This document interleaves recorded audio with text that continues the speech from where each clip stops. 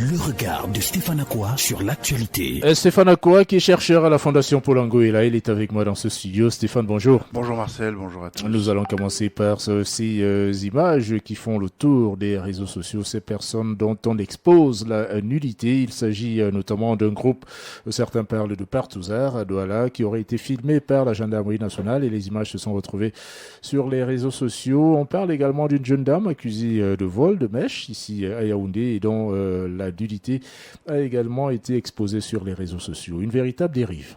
Dérive certainement, en tout cas ce n'est pas acceptable dans la forme.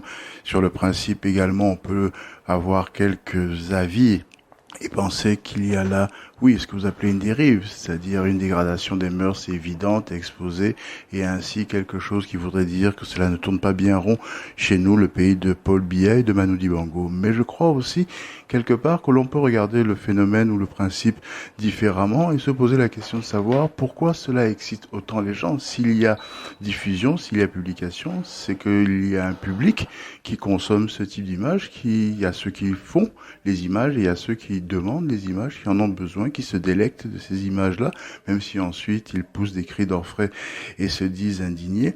Et ça, cela m'inquiète. Cela m'inquiète à deux titres. D'abord parce qu'effectivement, le désir à ce point de consommation de produits pornographiques peut s'avérer, en tout cas on peut estimer à ce moment-là que notre société est particulièrement gangrénée. Cela peut s'avérer très inquiétant de savoir que c'est ainsi que nous consommons nos loisirs et que nous avons décidé ainsi que nous allons nous distraire.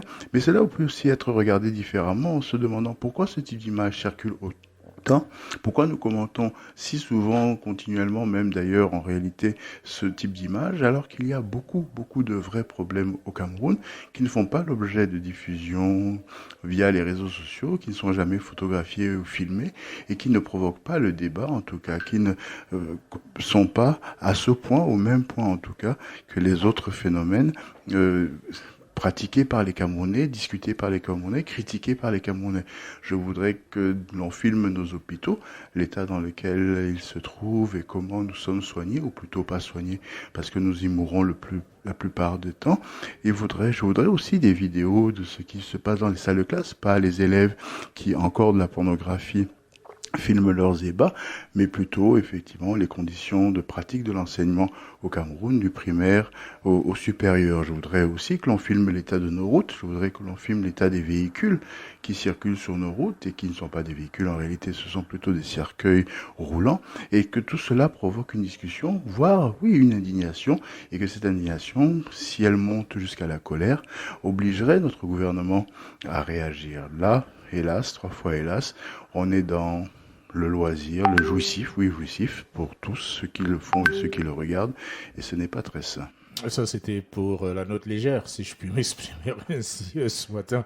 Nous allons parler maintenant, Stéphane, si vous le voulez bien, de cette campagne de vaccination intensive. Ce sont les mots du gouvernement qui commence aujourd'hui, le 7 juillet, et qui va s'étaler jusqu'au 11 juillet prochain, donc 4 ou 5 jours pour vacciner les Camerounais. Il semble qu'il s'agit en fait d'une campagne pour épuiser les doses de vaccins que nous avions déjà reçues. En fait, commençons par dire qu'il s'agit d'une campagne pour protéger les Camerounais du Covid. Ensuite, effectivement, l'urgence, parce que les stocks que l'on nous a fournis sont en train d'expirer, leur date de consommation est en train d'arriver et qu'il faut effectivement accélérer le mouvement.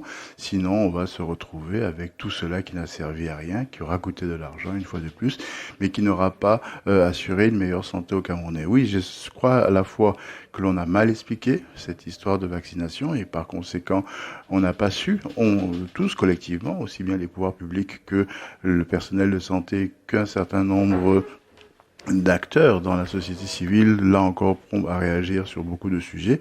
On n'a pas compris pourquoi il fallait être vacciné, nous Camerounais, et du coup on est réfractaires, on n'est pas les seuls, beaucoup ailleurs, même au nord de la planète, ne comprennent pas très bien de quoi il s'agit, ne veulent pas y aller, c'est un problème. Et puis le deuxième, effectivement, c'est une question de gestion, de logistique, et là encore nous avons été maladroits, mais ça on a l'habitude. On parle d'environ 200 000 personnes qu'il faudrait vacciner en 5 jours. Lorsqu'on regarde un peu les stades de l'Euro 2020, on a l'impression que la pandémie à coronavirus est quasiment derrière ces pays occidentaux. Eux qui se sont préparés, qui ont pris les mesures nécessaires.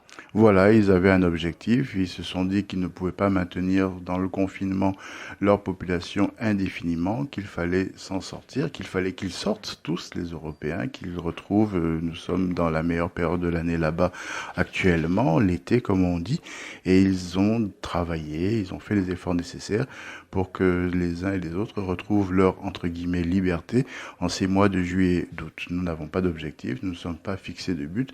Nous avons peut-être le souhait, le désir que la CAN se déroule avec des stades pleins, du public dans les stades, mais c'est très vague, ce n'est pas bien expliqué. Manque de pédagogie, manque de stratégie, et évidemment, manque de volonté à tous les niveaux, et encore plus au niveau des Camerounais qui traînent le pas. Le chiffre du jour.